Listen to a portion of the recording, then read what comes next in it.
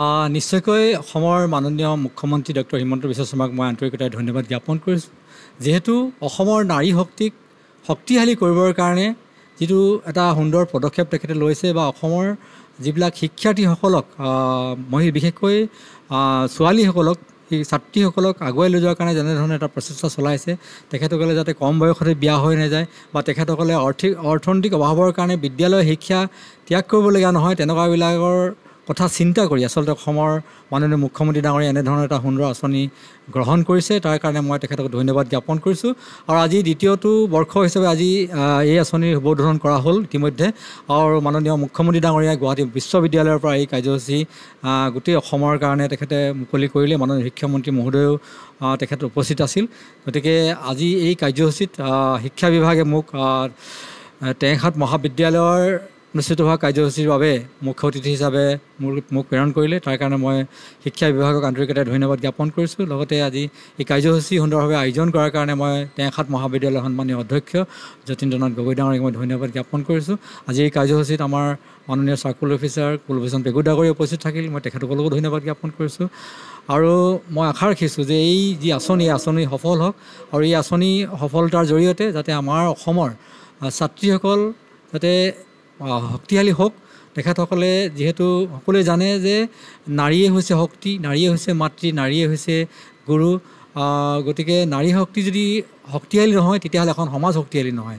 গতিকে এখন সমাজ শক্তিশালী কৰিবৰ কাৰণে আমি সদায় নাৰী শক্তিক আমি শক্তিশালী কৰিব লাগিব। গতিকে নাৰী শক্তিক শক্তিশালী কৰাৰ যি এই প্ৰচেষ্টা, এই প্ৰচেষ্টা সকলোৱে নিশ্চয়কৈ আদৰণি জনাইছোঁ, ময়ো আদৰণি জনাইছোঁ। গতিকে এই যাতে আঁচনি সফল হওক, এই প্ৰয়াস সফল হওক, আমি তাৰ কামনা কৰিছোঁ।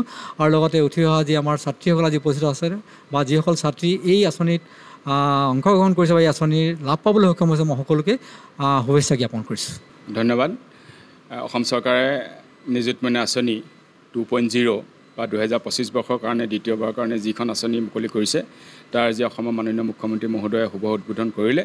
আৰু আমাৰ টেঙাখাত মহাবিদ্যালয়তো আমি দুটা ডিজিটেল কক্ষত আমি এই ছাত্ৰীসকলক সেই লাইভ টেলিকাষ্ট আমি দেখুৱালোঁ। আৰু আজি এই অনুষ্ঠানৰ আমাৰ মুখ্য অতিথি হিচাপে উপস্থিত আছিল অসম গেছ কোম্পানীৰ উপাধ্যক্ষ শ্ৰীযুত ইন্দ্ৰ গগৈ ডাঙৰীয়া। তেখেতক আজি এই অনুষ্ঠানত উপস্থিত থকাৰ কাৰণে আমি মহাবিদ্যালয়ৰ তৰফৰ পৰা তেখেতক ধন্যবাদ জনাইছোঁ। বিগত বছৰত আমাৰ মহাবিদ্যালয়ত প্ৰায় 200 ওচৰা-ওচৰি ছাত্ৰীয়ে নিযুত মইনা পালে আৰু এইবাৰ আমাৰ ছাত্ৰীৰ সংখ্যা যথেষ্ট বাঢ়িছে।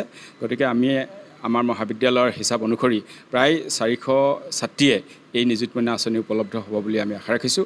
আৰু আনুষ্ঠানিকভাৱে আমাৰ এই অনুষ্ঠানত আজি প্ৰপত্ৰ প্ৰতিটো শ্ৰেণীৰ 2গৰাকী ছাত্ৰী আমি বিতৰণ কৰিলোঁ। তাৰ মানে মুখ্যভাৱে ভাগ ল'লে আমাৰ শ্ৰীযুত ইন্দ্ৰ গগৈ ডাঙৰীয়া আৰু আমাৰ স্থানীয় চাৰ্কুল অফিচাৰ কুলভূষণ পেগু ডাঙৰীয়াই এইখিনি ক্ষেত্ৰত আমাক সহযোগিতা আগবঢ়ালে। গতিকে দুয়োগৰাকীকে পুনৰ ধন্যবাদ জনাইছোঁ।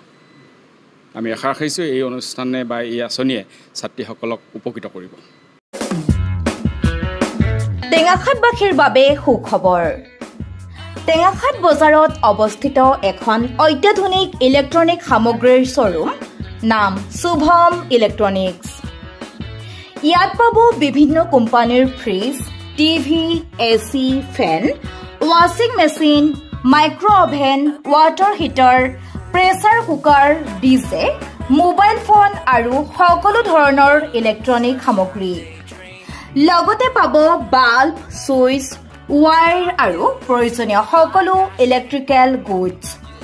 গতিকে পলম নকৰি আজিয়েই শুভম ইলেক্ট্ৰনিক্সত পদাৰ্পণ কৰক আৰু উচিত মূল্যত প্ৰয়োজনীয় সামগ্ৰী ঘৰলৈ নিয়ক। শ্বৰুমৰ ঠিকনা টেঙাখাত ব্লক তিনিআলিৰ পৰা পূবলৈ কিছু নিলগত, মেইন আলিৰ নিচেই কাষত। যোগাযোগ নম্বৰ হ'ল 9954642844।